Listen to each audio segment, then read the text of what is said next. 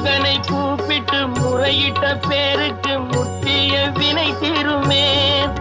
உடல் பற்றிய பிணியாருமே வாழ்க்கை முற்றிலுமே நலம் பெற்று இனி தூரமெத்த இன்பம் சேருமே.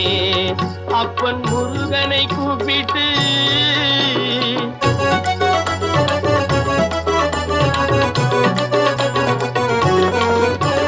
குமரனை கும்பிட்டு கொண்டாடுவோருக்கு குமரனை கும்பிட்டு கொண்டாடுவோருக்கு குறைகள் யாவும் போகுமே.